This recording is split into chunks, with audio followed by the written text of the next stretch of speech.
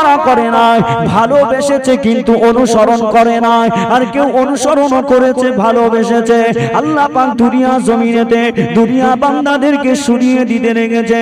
হে বিশ্ববাসীরা, শুনে রেখে দাও, জেনে রেখে দাও, আমি আপনাদের কাছে জানিয়ে দিতে রেখেছি, কেননা আমার আল্লাহ পাক জানিয়ে দিয়েছে। হে দুনিয়া মানুষেরা শুনে নাও, আমার নবীর একজন সাহাবা ছিল, যে সাহাবার নাম ওখানা হলো আব্দুল্লাহ আনসারী সাহাবা। কি সাহাবা? আব্দুল্লাহ আনসারী সাহাবা। নামাজের আজান শুরু হয়ে গেল, নববী শরীফে আজান খানা শুরু হয়ে গেল। বাবা, আজান খানা শুরু হয়ে গেল। সকল সাহাবীরা ছুটে ছুটে ছুটে ছুটে ছুটে ছুটে ওই নববী শরীফে আজানের সাথে সাথে জামাতের সাথে নামাজ আদায় করার জন্য নববী শরীফে হাজির হয়ে গেল। তাদের সাথে একজন সঙ্গী, একজন রাসূলুল্লাহ সাহাবী, যার নাম হলো আব্দুল্লাহ আনসারী সাহাবী। আব্দুল্লাহ আনসারী সাহাবীটাও ছুটে ছুটে ছুটে ছুটে নামাজের জন্য চলে যায়। কোন জায়গায় যায় বাবা? আহাব্বু ইলাল্লাহি মাসাজিদুহা। পৃথিবীর জমিনে এমন জায়গাটা আছে, দুনিয়া জমিনে এমন কোন জায়গা নাই যে জায়গা থেকে অন্য কোন জায়গাটা উত্তম জায়গা। ও ভাইজানেরা, উত্তম জায়গা কোন জায়গা গোটা বলে দিয়েছে আমার আপনার আল্লাহ পাক জানিয়ে দিয়েছে। আহাব্বু ইলাল্লাহি মাসাজিদুহা। দুনিয়ার ভিতরে উত্তম জায়গাটা হলো ওই জায়গা যে জায়গায় আল্লাহকে অনুসরণ করা হয়, যে জায়গায় আল্লাহকে ডাকা হয়, যে জায়গায় রবকে মানা হয়, যে জায়গাতে গিয়ে অসুজুদু ওয়াকতারি, আপনি আপনার কপালটা ঠুকে দেন, আপনি আপনার রবের জন্য কপালটা নিচু করে দেন, আপনি আপনার রবের জন্য আপনার কপালটাকে ঝুঁকে দেন। সেই জায়গাটা হলো মসজিদ ঘর। সেই মসজিদে যাওয়ার জন্য আব্দুল্লাহ আনসারী সাহাবাটা ছুটে ছুটে ছুটে ছুটে নামাজের জন্য চলে গিয়েছে। নামাজ খানা শুরু হয়ে গিয়েছে। সাহাবীটা নামাজে দাঁড়িয়ে যায়। নামাজে দাঁড়িয়ে গিয়ে দেখতে পাওয়া যাচ্ছে আল্লাহর নবী নামাজি ইমামতি খানা করে। নামাজের সালাম খানা শেষ হয়ে গেল। আসসালামু আলাইকুম ওয়া রাহমাতুল্লাহ, আসসালামু আলাইকুম ওয়া রাহমাতুল্লাহ, এইভাবে সালাম খানা শেষ হয়ে গেল। সালাম খানা শেষ হয়ে যাওয়ার সাথে সাথে আমার আপনার প্রাণ প্রিয় সাহাবা রাসূলুল্লাহ, প্রাণ প্রিয় সাহাবা আব্দুল্লাহ আনসারী ছুটে ছুটে ছুটে ছুটে ছুটে ছুটে ছুটে ছুটে তিনি তানার বাড়ির দিকে চলে গেল। এমন করে এইভাবে তিনি যাতায়াত করতেন। আল্লাহ নবীর কাছে শিকায়েত খানা গিয়েছিলেন, আসসালামু আলাইকা ইয়া রাসূলুল্লাহ, আসসালামু আলাইকা ইয়া হাবিবাল্লাহ। হুজুর, আপনার কাছে আপনার সাহাবী ব্যাপারে একটু আপনাকে শোনাবো। ও বাবা সাহাবীরা, টাকার ব্যাপারে আমাকে জানাতে যাও। ওই সময় সকল সাহাবীরা ওমরে ফারুক রাদিয়াল্লাহু আনহু আল্লাহর নবীর কাছে শোনাতে লেগেছে, ইয়া রাসূলুল্লাহ, ইয়া হাবিবাল্লাহ, হুজুর আপনার আব্দুল্লাহ আনসারী সাহাবাটা নামাজ শেষ হয়ে যাওয়ার সাথে সাথে তিনি দোয়া করে না, তিনি দোয়া না করে তিনি বাড়িতে চলে যায়। এইভাবে কয়েকদিন দেখা যায় আপনার সাহাবীরা বাড়ি চলে যাচ্ছে। ইয়া রাসূলুল্লাহ, এই বিষয়ে আপনি কিছু করুন। নামাজ সালাম ফেরানো হয়ে যায়, সাহাবীরা বাড়ি চলে যায়। ইয়া রাসূলুল্লাহ, আপনি এই বিষয়ে কিছু বলেন। বলছে বাবা, ওই সাহাবীটা কেন যায় ওই বিষয়ে তাহকিক করা লাগবে। কি করা লাগবে? তাহকিক করা লাগবে। যদি তাহকিক করে না করে উল্টো পাল্টা তার নামে তো বদনাম দেওয়া যাবে না। তাহলে হয়তো চুগলখড়ি না। বাবা সাহাবীরা এইভাবে বলো না। ফের আযান হয়ে গেল, সাহাবীরা সকলে নামাজে দাঁড়িয়ে গেল। নামাজে দাঁড়িয়ে যাওয়া দিনের মতো ওই সাহাবীটা একই ব্যাপার, তিনি চলে যায়, তিনি আর দোয়ায় শামিল হয় না। ইমাম সাহেবরা সালাম ফিরানোর পর একটা দোয়া হয় না, রাসূলুল্লাহ দোয়ায় হাজির হয় না, সাহাবীটা চলে যাচ্ছে। রাসূল বললে, বাবা সাহাবীরা তোমরা ক্ষিপ্ত হয়ে না, তোমরা ক্ষিপ্ত হয়ে না, চলো আমরা যাব। সাহাবীটা কেন চলে যায় এই বিষয়ে তদন্ত করার জন্য যাব। জোরে বলেন, আর একটু জোরে বলে। কেন যাবে? আমরা একটু তাকে তাহকিক করে দেখব কেন যায়। আমরা হয়তো কিছু বিষয় জানি না, কিন্তু দেখতে পাওয়া যায় গ্রামে গঞ্জে এমন মানুষ আছে, না শোনার পরে না বোঝার পরে সকলকে লাগিয়ে দেয়, একটা ঝামেলা সৃষ্টি হয়ে যায়। সেখানে কি হয় বাবা, চগলখুরি করা শুরু করে দেয়, ঝামেলা বেঁধিয়ে দেয়, না জেনে না শুনে না বুঝে তারা একের পরে এক কথা চলে যায়। সেখানে ঝক্কি ঝামেলার পরে শোনাশুনি কি হয় না? আমার আপনার গ্রামে আগেও সব শোনাশুনি ব্যাপার নেই, কিন্তু ঝামেলা ঝক্কি মারামারি হওয়ার পরে আমাদের কি করি, একটা মুখে বলা হয় কি বলেছিস বলো, কি বলেছে বল। তার আগে কিন্তু সব মারামারি খুব হয়ে গেছে, ঝক্কি ঝামেলা খুব হয়ে গেছে, না বোঝার না শোনার কারণে। আল্লাহ নবী সাহাবীদেরকে নিয়ে চলে গিয়েছিলেন। আস্তে আস্তে সাহাবীরা কেটে কেটে কেটে কেটে সকল মিলে রাসূলুল্লাহ সাল্লাল্লাহু আলাইহি ওয়াসাল্লাম সাহাবীদেরকে নিয়ে চলে গেলেন। বাবা ওই আব্দুল্লাহ আনসারী বাড়ির সামনে হাজির হয়ে গেল। আব্দুল্লাহ আনসারী সাহাবীর বাড়িতে হাজির হয়ে গিয়ে আল্লাহ নবী সালাম কারা দিয়েছিলেন।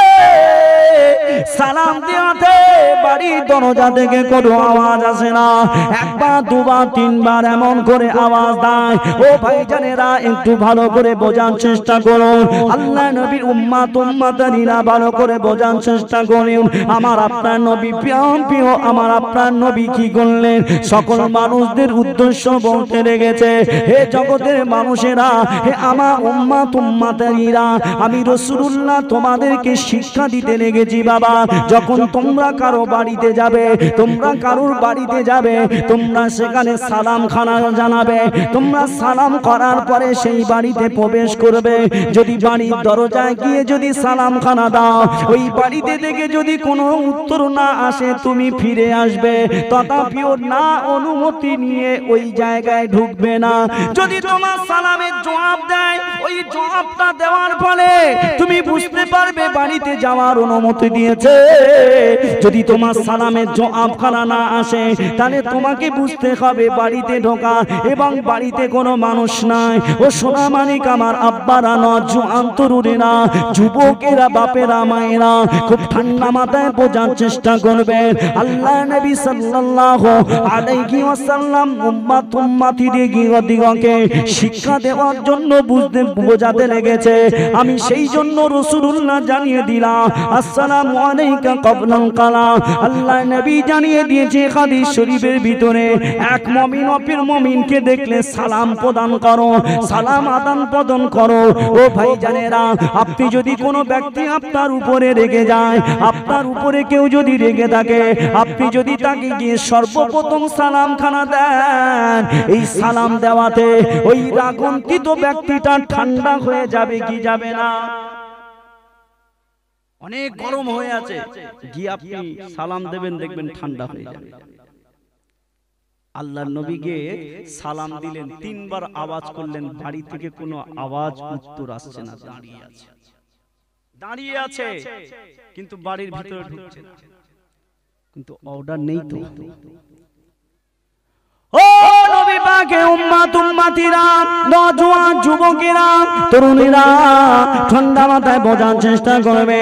আমার আপনার নবী দাঁড়িয়ে আছে সাহাবীদের নিয়ে, এমন সময় আল্লাহ নবী সাহাবী আব্দুল্লাহ আনসারী বাহির হয়ে এলেন। বাহির হয়ে এসে আল্লাহ নবীকে সালামের জবাব খানা দিলেন, আসসালামু আলাইকা ইয়া রাসূলুল্লাহ ইয়া হাবিবাল্লাহ। আপনি বিয়াদবি ক্ষমা করেন, আপনি বিয়াদবি ক্ষমা করেন।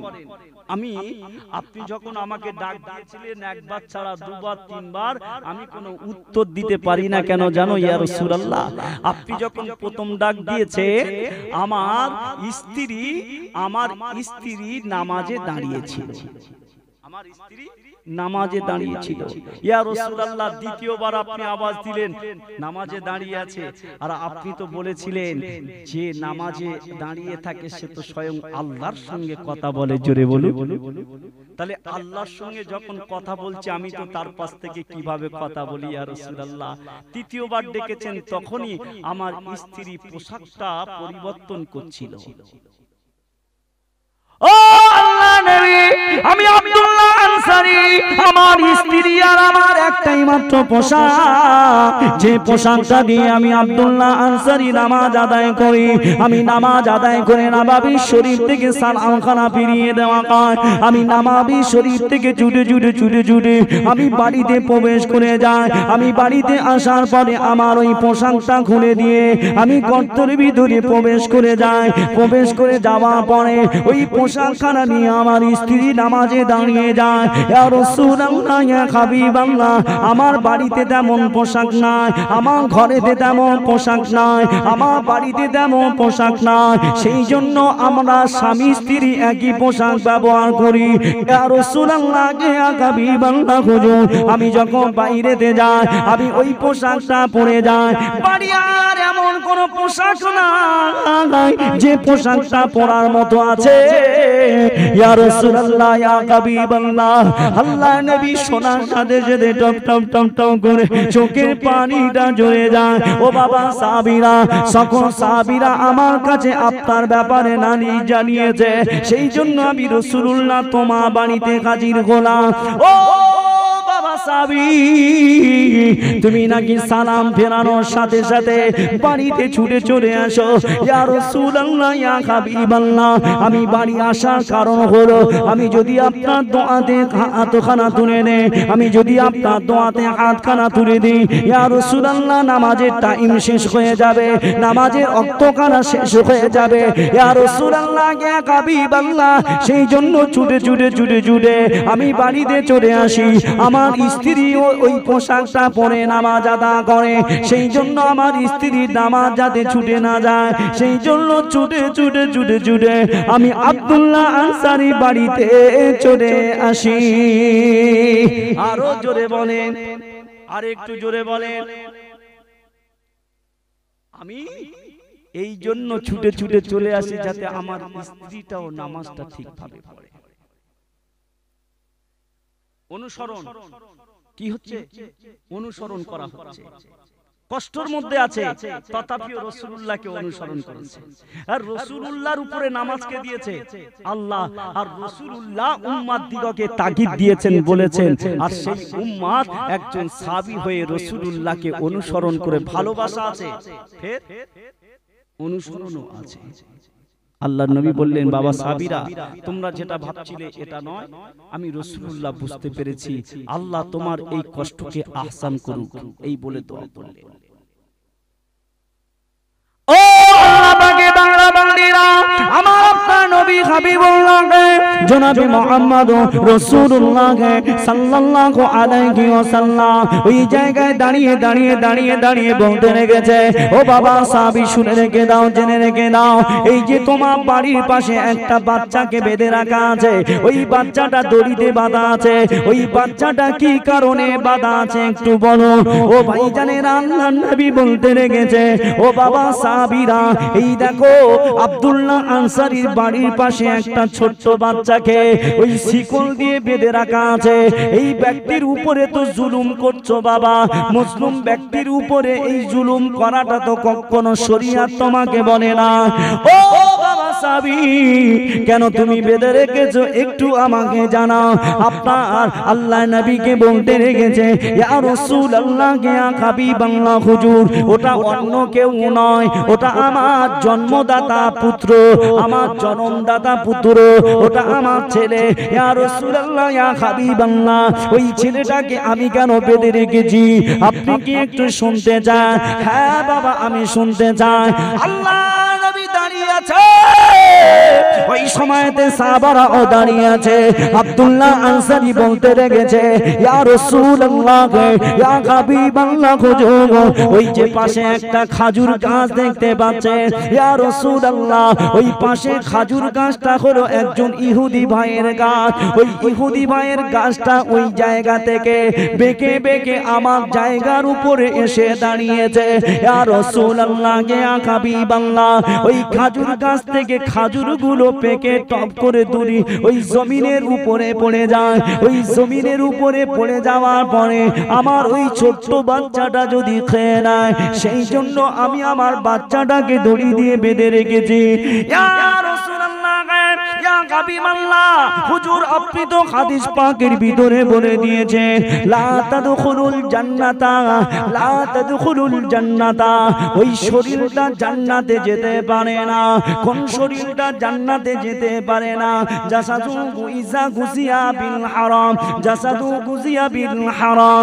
আল্লাহ নবী আমার বলতে লেগেছে, বাবা সাহাবীরা আল্লাহ নবীকে বলতে লেগেছে, ইয়া রাসূলুল্লাহ, ইয়া হাবিবাল্লাহ, আপনার পাক জবান থেকে শুনেছিলাম যে জায়গাতে যে ব্যক্তি কোনো থাকবে না যার মাল না বলে খাওয়া এবং চুরি করে খাওয়া, না বলে খাওয়া আর চুরি করে খাওয়া, এটা তো হারাম হয়ে গেল।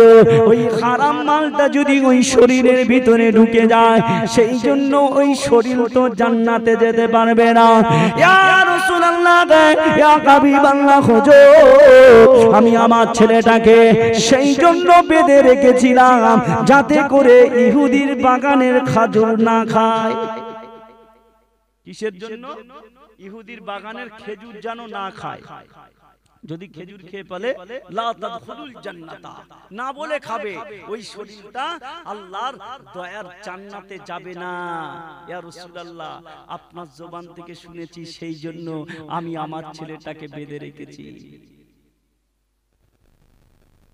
দুনিয়াতে এইবার বাস্তব অবস্থাকে আপনি তুলে আনুন, এখানে বাস্তব অবস্থা তুলে আনুন, এনে এইবারে দেখেন যে না বলে খাওয়া সেটাও চুরির সমান। কেন? মালিক নেই তো, মালিক নেই তো। ও ভাইজানেরা আমার, আপনার গ্রামে গঞ্জে পাড়ায় মহল্লায় দেখুন তো আপনি না বলে কত কি খেয়ে ফেলে, না বলে কত কি মাল নেয়, সেই মালটা না বলে নেবে, ফের ঝগড়া ঝাঁটি অশান্তি হয়ে যাবে, গায়ে জোর দেখাবে। ও ভাইজানেরা না বলে কত কি মাল খেয়ে নেয়, তাহলে ওই মালটা খাওয়া হারাম খাওয়া হয়ে গেল, ওই মালটা খাওয়া হারাম খাওয়া হয়ে গেল। যদি কোনো ব্যক্তি হারাম খায়, যদি কোনো ব্যক্তি হারাম খায়, ওই হারাম খাওয়ার পরে যদি সে আল্লাহর ইবাদত করে, আল্লাহ তো বলছে ওই শরীরটা আকৃতি চামড়া গোস্ত দিয়ে যে বডিটা আছে, ওই বডিটা জান্নাতে যাবে না, ওই বডিটা জাহান্নামে যাবে, ওই বডিটা কখনো জান্নাতে যেতে পারে না। কোন বডির কথা বলা হয়েছে? যে বডিতে হারামে ভরপুর হয়ে যায়, যে বডিতে হারামটা ঢুকে যায়, যে বডির ভিতরে হারামটা প্রবেশ করে যায়, লা তাদখুলুল জান্নাতা, জান্নাতা, ওই বডিটা ওই শরীরটা জান্নাতে যাবে না।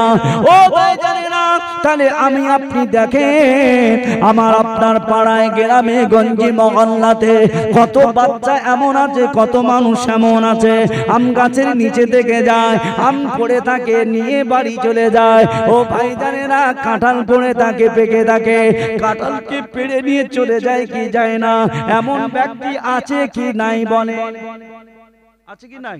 না বলে মাল নিয়ে চলে যাচ্ছে।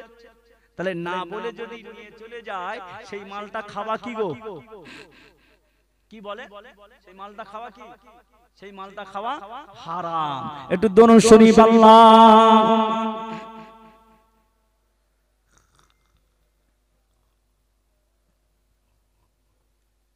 ওয়া আলা আলি সাইয়্যিদিনা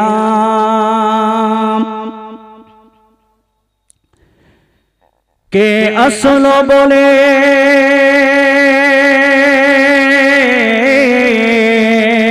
কে আসল বলে এই পৃথিবী হলো উজালা, কে গাইল এসে সাম্যের গান শূন্য কাফেলা ও হাশিম মাকি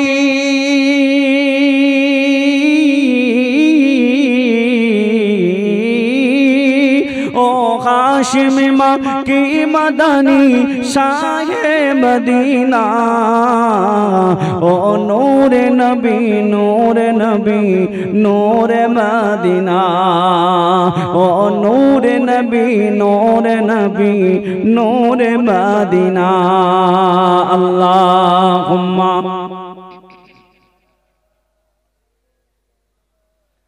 وعلى آل سيدنا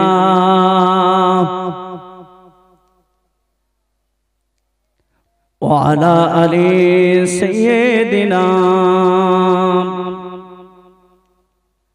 প্যারা হাজিরিন আমার বাবাজি ও ভাইরা তাহলে যে কথা বলছিলাম হারাম মাল যদি ভিতরে দিয়ে যদি তাহাজ্জুদ পড়ি লাভ আছে এই কথা বলেন না লাভ আছে আপনি যদি সুদ খাওয়াও হারাম শরাব খাওয়াও হারাম গাঁজা খাওয়াও হারাম সব হারাম এ তো বলতে যে আমি ওগুলো খাইনি না বলে পরের মাল খেলে কি গো না বলে পরের মাল খেয়ে নিচ্ছে সব তো হারামের আওতায় বেশি আর কম ওজন বেশি আর কম কিন্তু হারামের কাতারে আছে কথা বুঝতে পেরেছেন এগুলো আমাদেরকে ছাড়তে হবে নবীর অনুসরণ করছেন ও বাবা সাবিরা ও বাবা সাবিরা তোমরা যার পেশায় আমি রাসূলুল্লাহ আমার কাছে শিকায়েতখানা করেছিলে যে সাহাবা বিষয়ে আমার কাছে শিকায়েতখানা দিয়েছিলে ও বাবা সাবিরা শুনে রেখে দাও জেনে রেখে দাও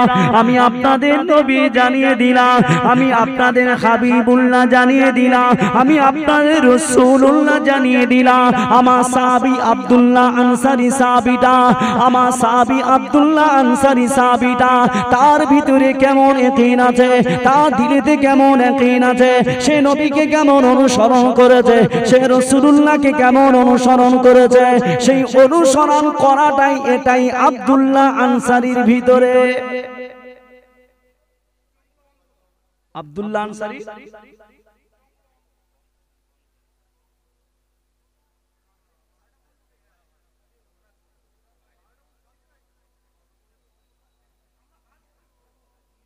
আচ্ছা কি বাইরে মাইক আছে কটা মাইক আছে স্যার আচ্ছা আচ্ছা এই সাইডটা বন্ধ করে দিই না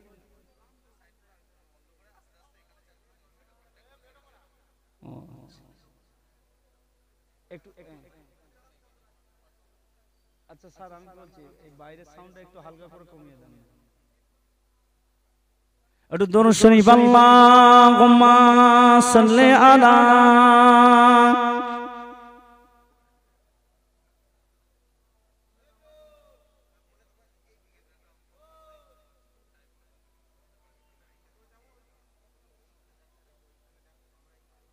ওয়া আলা আলি সাইয়্যিদিনা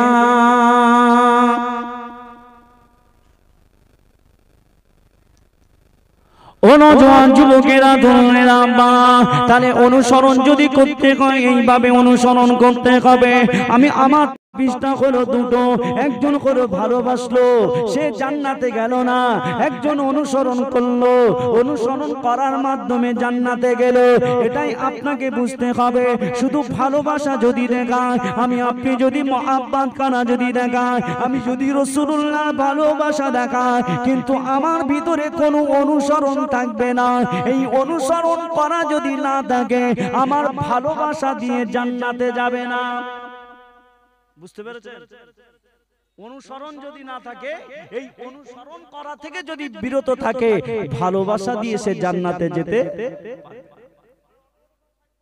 ও ভাইজানেরা আল্লাহ আল্লাহ পাকে বাংলা বান্দিরা আরেকজন নবী সাহাবার কথা বলে যায় বাবা, খুব ঠান্ডা মাথায় বোঝার চেষ্টা করবে। আরেকজন সাহাবার নাম হলো, আপনারা ইতিপূর্বে শুনে রেখেছে, ইতিপূর্বে আপনারা শুনেছে, কিন্তু আমি কোরআনের আয়াতখানা শোনালাম। পারা নাম্বার 9 সূরা আনফালের ভিতরে আমার আল্লাহ জানিয়ে দিয়েছিলেন, ইন্নামাল মুমিনুনা আল্লাযীনা ইযা যুকিরাল্লাহু ওয়াজিলাত কুলুবুহুম ওয়া ইযা তুলিয়াত আলাইহিম আয়াতুহু যাদাতুহুম ঈমানা। আমার আল্লাহ পাকে কোরআন খানা জানিয়ে দিয়েছে, হে মুমিন বান্দারা শুনে রেখে দে, তোমাদের সামনে যখন কোরআনের কথা হয়, তোমাদের সামনে যখন কোরআনের আলোচনা হবে, তোমরা একটু ধীর স্থির ভাবে শ্রবণ করবে।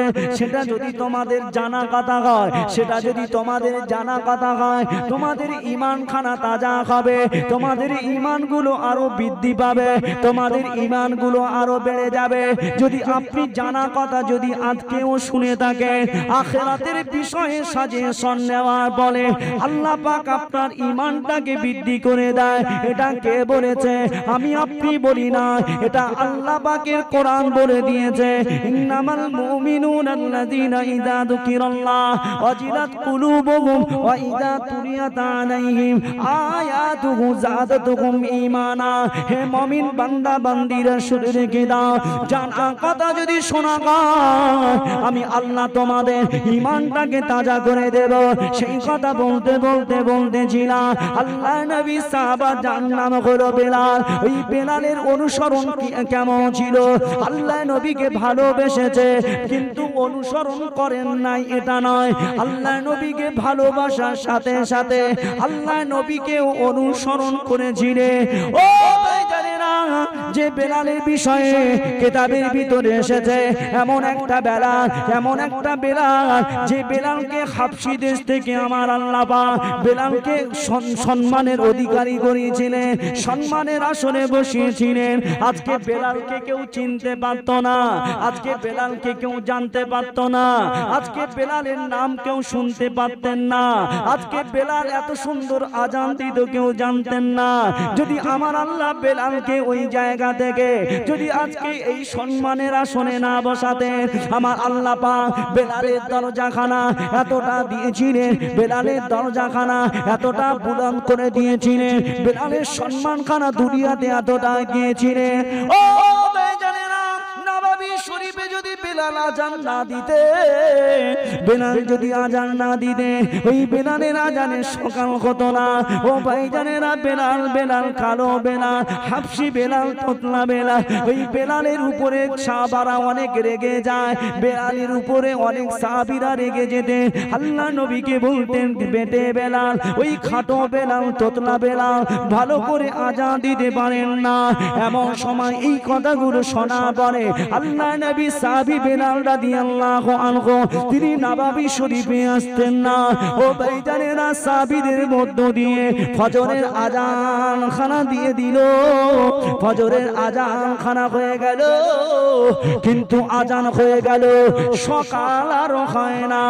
আল্লাহ সাহাবী বেলাল যতক্ষণ না আজান দেবে, ওই আজকে সূর্যটা উদয় হবে না। ও ভাইজানেরা, আল্লাহর নবীর কাছে জিবরাইল আলাইহিস সালাম হাজির হয়ে গেলে, ইয়া রাসূলুল্লাহ, ইয়া হাবিবাল্লাহ, হুজুর আমি জিবরাইল হাজির হয়ে গেলাম, আজকে কি নববী শরীফে কি আজান হয় নাই? আজকে কি নববী শরীফে আজান হয় নাই? হ্যাঁ, আজান হয়েছে। বলছে আল্লাহর আরশে মুআল্লায় তো আজানের ধ্বনি, আজান পৌঁছায়নি। জোরে বলে শয়তান তোমাদের জন্য শত্রু, সেই শত্রুর কথা আমি আল্লাহ পাক কোরআনে জানিয়ে দিয়েছি। ও আল্লাহ, তুমি কোথায় জানিয়ে দিয়েছ? আল্লাহ বলছে পারা নম্বর 1 সূরা নম্বর 2, আমি আল্লাহ বাকারা সূরার ভিতরে আমি আল্লাহ ওয়ালা তাত্তাবিউ খুতুওয়াতিশ শয়তান, ইবলিস শয়তানের কথা তোমাদেরকে শুনিয়ে দিয়েছি। ইবলিস শয়তান হলো তোমাদের প্রকাশ্য দুশমন। ইবলিস শয়তান তোমাদের প্রকাশ্য দুশমন। ও ভাই, আমার আপনার যখন কেউ দুশ্মনী করে, শত্রুতা করে, তার থেকে নিরাপত্তা পাওয়ার জন্য, নিরাপদ থাকার জন্য আমরা নানান কৌশল ব্যবহার করি কি করি না? কেউ চাষবাস করছে, ফসলে তেল লেগেছে, এই ফসলে পোকা লেগেছে, এই পোকাটাকে নিবারণ করার জন্য আমি আমার ওই ফসল ওই ঠিক রাখার জন্য আমি সেই তেল ব্যবহার করে স্প্রে করব কি করব না? আমি জানি আমার চাষ করতে গেলে, বাঁধাকপি ফুলকপি চাষ করতে গেলে তার শত্রু হলো পোকা। যদি পোকা লেগে যায় ওই গাছ আর উঠে দাঁড়াতে পারে না। ও জানেনা আল্লাহ পাকে বাংলা বাংলা নওজোয়ান যুবকেরা, তাহলে আমি আপনি ওই ফসলটাকে ঠিক রাখার জন্য, আমরা সাজেশন নেওয়ার জন্য আমরা বেরিয়ে যাই। আমরা বেরিয়ে কোথায় যাই? যে বড় চাষি আছে, যেখানে আমরা সার পাওয়া যায়, যেখানে ইউরিয়া ফসফেট পাওয়া যায়, তেল পাওয়া যায়, সেই জায়গায় গিয়ে বলি ভাই আমার তেল থেকে আমার এই পোকা লেগে গিয়েছে, এই পোকা থেকে কিভাবে বাঁচা যায় একটু আমাকে সাজেশন দাও। সেই ব্যক্তিটা সাজেশন দেবে কি দেবে না? কথা বলেন না, দেবে কি দেবে না? ও ভাই জানেনা, যদি আপনাকে ওই সাজেশন দিয়ে দেয়, আপনাকে নামি নামি তেলের কথা বলে দেওয়া হবে, আপনি নিয়ে এসে স্প্রে করা শুরু করে দেবে। আমার আল্লাহ পাক জানিয়ে দিল, বান্দা তোমাদের জন্য প্রকাশ্য একজন দুশমন আছে, তোমাদের জন্য প্রকাশ্য একজন শত্রু আছে। সেই শত্রুর কথা আমি আল্লাহ জানিয়ে দিলাম। ওটা ফসলের ক্ষেত্রে পোকা শত্রু হয়ে দাঁড়ালো, আর মানুষের প্রকাশ্য শত্রু হলো ইবলিস শয়তান। এই ইবলিস শয়তান থেকে তোমাকে বাঁচতে হবে। ও ভাই জানেনা, যদি ইবলিস শয়তান থেকে আমি আপনি যদি না বাঁচতে পারি, তাহলে আল্লাহ পাক আমাদেরকে ওই কঠিন আযাব এবং শাস্তির জায়গাতে আমাদেরকে ফেলে দেবে। কোনো না, তাহলে আপনি আমাকে চিন্তা করতে হবে, আমাকে আপনাকে চিন্তা করতে হবে। ইবলিস শয়তান থেকে যদি বাঁচা যায়, তাহলে আমার আল্লাহ খুশি হয়ে যাবে, আমার নবী খুশি হয়ে যাবে। যদি আমার আল্লাহ খুশি হয়ে যায়, যদি আমার নবী খুশি হয়ে যায়, আমার আল্লাহ খুশি হয়ে যাওয়া মানে, আমার নবী খুশি হয়ে যাওয়া মানে, আমার আল্লাহ পাক তার দয়ার জান্নাতখানা আমাদেরকে দিয়ে দেবে। আল্লাহ জান্নাত দিয়ে দেবে। ওই জান্নাতের নিয়ামত সৌন্দর্য ভোগ করে আমি শেষ করতে পারবো না চিরকাল। দুনিয়ায় যে শান্তি, দুনিয়ায় যে আমি সুখ খুঁজছি, আমার এটা একটা লিমিট করা আছে। 60 কিংবা 70 কিংবা আমার এখানে 80 এবং 50 40 এমন করে লিমিট করা থাকবে। সেই লিমিটের মধ্যে আমাকে চলতে হবে। শেষ।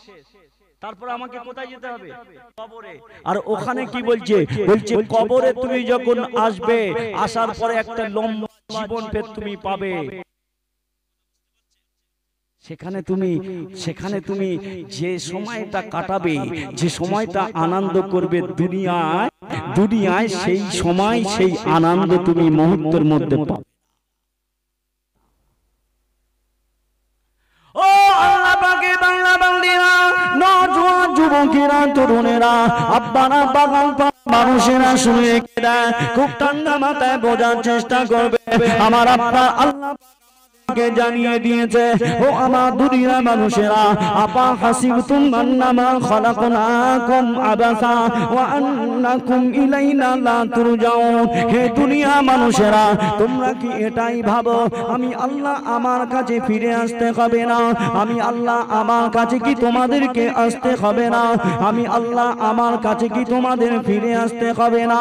হে দুনিয়া মানুষেরা, শুনে রেখে দাও, তোমরা দুনিয়াতে এত হায়াত পাওয়ার পরে, দুনিয়াতে বাড়ি বাড়ি টাকা পয়সা সবকিছু করবে, ব্যবসা বাণিজ্য করবে, ছেলে মেয়ে সবকিছু দুনিয়াটা করবে, কিন্তু আমি আল্লাহ শেষ ভাগে আমার কাছে ফিরে আসতে হবে।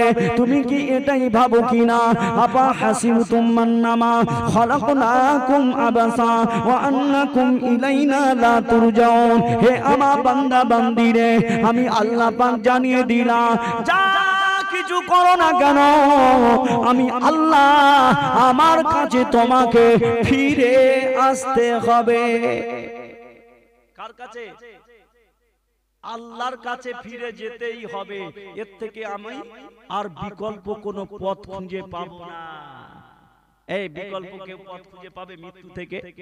মৃত্যু থেকে কেউ যদি মনে করে আমি 2 দিন আরো বাঁচতে চাই, 2 দিন আমি বাঁচতে চাই, আমাকে বাঁচার সুযোগ করে দাও, কেউ দেবে? দেবে বলে মনে হয়? দেবে না। সেই জন্য আমাকে আপনাকে যদি দুনিয়াতে থাকতে হয়, সেই নবীকে খুশি করো, সেই নবীকে ভালোবাসো, আর নবীকে ভালোবাসার সাথে সাথে আমার আপনার নবীর অনুসরণটাও করো। কি করো? অনুসরণ করো। আচ্ছা, ভালোবাসো আর অনুসরণ করো, এই দুটো এক না আলাদা? ভালোবাসা আলাদা, অনুসরণ করাটা আলাদা। ও ভাইজানেরা, আমি আপনি আমার বাপ মাকে ভালোবাসি, কিন্তু আমার বাপ মা যেটা আমাকে আদেশ করে, আমার বাপ মাকে অনুসরণ করে সেই কথাগুলো শুনি না। বাপ বলছে বেটা তুই ডান দিক থেকে চল, তুই ডান পথে চল, বেটা তুই ডান পথে চলে না, কিন্তু সেই ব্যক্তিটা বাপকে ভালোবাসে,